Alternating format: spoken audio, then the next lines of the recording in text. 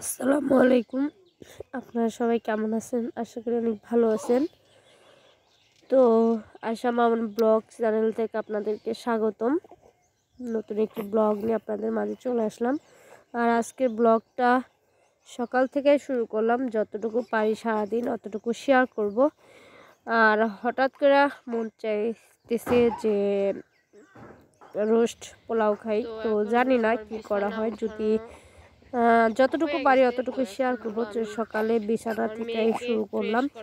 তো সকালে বিছানা টেছানা গোছানো শেষ, মা হলো আমার মেয়েকে নিয়ে রোদ্রে চলে গেছে। তো আমি হলো বিছানাটা উঠাইয়া চিন্তা করলাম যে মেয়েকে একটু ফ্রেশ করাই। তো সকালে আমার মেয়ে ওঠার আগে হলো আমি উঠা ফ্রেশ হইয়া তারপরে হলো আসছি। তো মা হলো একটু রোদ উঠছে, মেয়েকে নিয়ে বাইরে চলে গেছে। তো আমি বিছানাটা উঠাইয়া চিন্তা করলাম মেয়েকে ফ্রেশ করাই।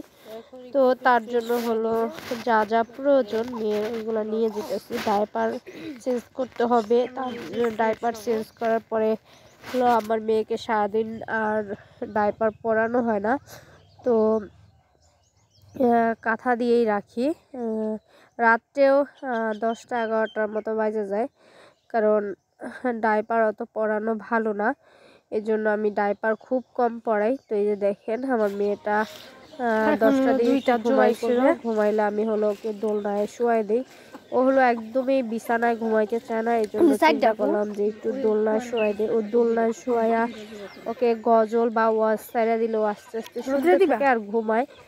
তো যাই হোক, এখন মোটামুটি একটু দোলনায় রাখলে প্রায় 2-3 ঘন্টা ঘুমায়।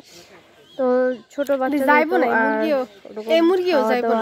পাশাপাশি তার ঘুমও প্রয়োজন, না ঘুম আসলে তো ওর শরীরটা ঠিক থাকবে না। তো চেষ্টা করি একটু ওকে ঘুম পাড়ানো, ঘুমায় রাখার জন্য, কারণ আমি যদি নিয়ে ঘুমাই তাও ও ঘুমাবে না, কারণ একদমই বিছানায় ঘুমাইতে চায় না, শুধু তাও বিছানা ঘুমায় না, ও আমার বুকের পে না হয়তো মার বুকের পে ঘুমায়। মানে নিচে শোয়াইলে শুইতেই চায় না, উঠা যায়। এজন্য কষ্ট হইলো বুকের পে ঘুমাইলে যাতে ও সারা রাত ঘুমায়। মানে মাঝে মধ্যে উঠা ক্ষুধা লাগলে খায়, আর না হয়তো বুকের পে ঘুমায় ভালো মতো।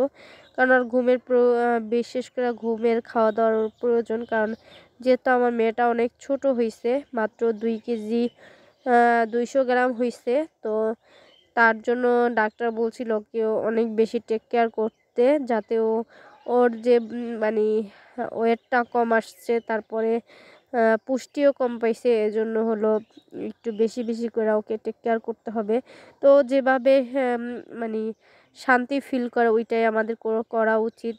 ও নিচে ঘুমাইতে চায় না, ওকে বুকে রেখা ঘুম পাড়াইতে হয় সারা রাত। তো সকালে কাজকর্ম শেষ করে হঠাৎ করে তো বললামই যে রোস্ট পোলাও খাইতে ইচ্ছা করলো। তো তার জন্য হলো আমি মুরগি হলো পিস পিস করে মশলা দিয়া মাখায় রাখছি। এই যে এখানে দেখতে পুরা একটা মুরগি রোস্ট করব।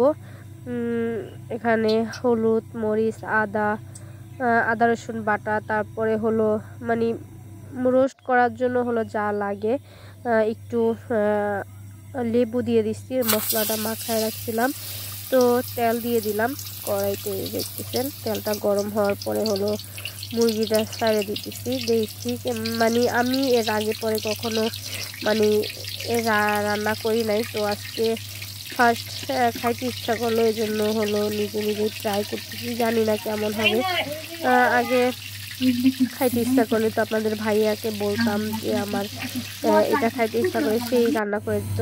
আপনাদের ভাইয়া সব রান্না বেশি হলো এক্সপার্ট, তো তাকেই বলতাম। আমি যদিও পারি না এমন কিছু না, পারি, কিন্তু কেমন ভয় ভয় কাজ করে। তো রোস্টটা ভাজা হয়ে গেছে, এখন হলো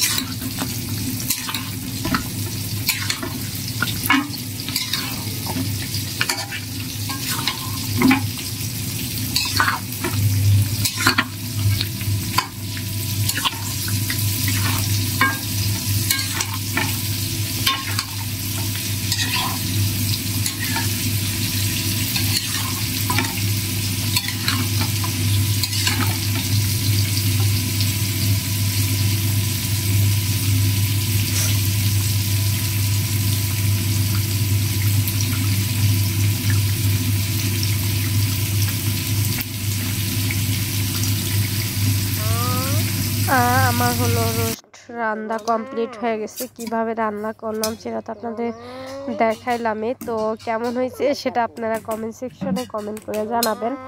তো এখন হলো আমি রাইস কুকারে পোলাও রান্না করবো। তার জন্য হলো পেঁয়াজ, তারপরে দারচিনি, এলাচ, একটু হলো আদা বাটা দিয়ে দিলাম। তো আমি হলো এভাবে মানে পাতিলে মানে চুলায় রান্না করতে পারি না বলতে পানির মাপটা বুঝি না। এজন্য হলো ঘরে রাইস কুকারে হলো পোলাওটা রান্না করে। রাইস কুকারের মাপটা হলো আমি সুন্দর মতো বুঝি, এজন্য হলো রাইস কুকারেই পোলাওটা রান্না বসায় দিব। এজন্য হলো এই যে দেখতেছেন এখানে সব কিছু দিয়ে হলো মশলাটা একটু পেঁয়াজ এগুলো একটু ভাজা ভাজা করে নিতেছি, যাতে পোলাওটা সুন্দর হয়।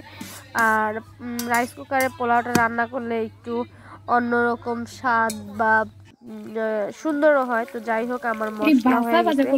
এখন হলো আমি একটু গুঁড়ো দুধ যেটাকে বলা হয় মানে ওইটা একটু দিয়ে দিব, ফাঁকি দুধ।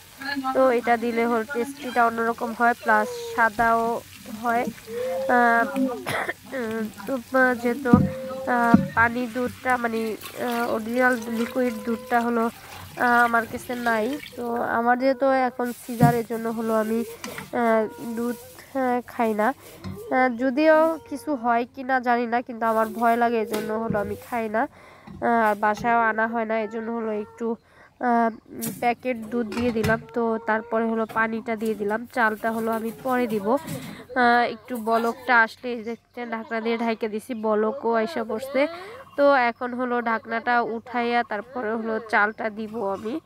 তো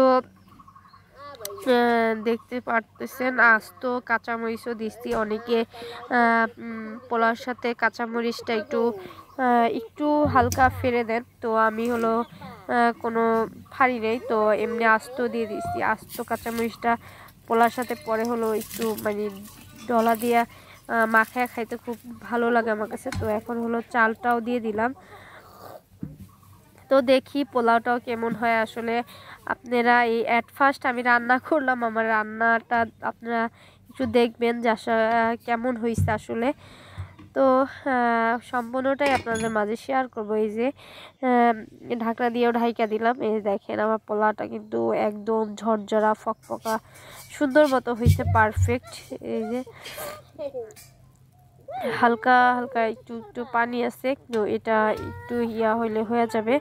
তো একটু নাড়া দিয়ে দিলাম যাতে পোলাওটা সুন্দর মতো হয়। নিচেটা উপরে উঠাই দিলাম নাড়া দিয়ে। তো দেখি কেমন হয়, স্বাদ মতো লবণ দিয়ে দিবেন। তো রান্না বান্না আমার সব কমপ্লিট, এই যে দেখতেছেন। তো একটু খাবার হলো বক্সে কইরা একটা আপুকে দিব, তার জন্য হলো বক্স বক্স করে আমি রাখতেছি। তো এক বক্সে হলো রোস্ট রাখা হয়েছে, অন্য বক্সে হলো পোলাওটা রাখা হয়েছে, আর আমাদের খাওয়ার জন্য সালাদ সব কিছু হলো কাইটা নিছি। তো যাই হোক, জানি না কেমন হয়েছে, অবশ্য কমেন্ট করে জানাবেন। তো জানি না কেমন হয়েছে, অবশ্য ভালো লাগলে চ্যানেলটা সাবস্ক্রাইব করে দিবেন, লাইক কমেন্ট শেয়ার তো অবশ্যই করবেন। আর মা মেয়ে আলহামদুলিল্লাহ এখন অনেক ভালো আছি, সুস্থ আছি। তবে আমার পা ব্যথাটা আর ফোলাটা এখনো কমতেছে না। তো আপনাদের ভাইয়াকে আজকে বললাম তো ডাক্তার কাছে যাবো শীঘ্রই। তো যাই হোক, আজকে ভিডিওটা এই পর্যন্তই। আল্লাহ হাফেজ। অন করা ছিল, ক্লোজ দিয়ে দাও।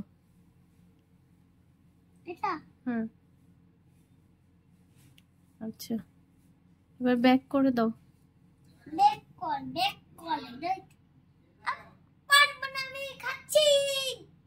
যাও না, থাক, যাও। আচ্ছা, আমি করে দিচ্ছি, তুমি বসো।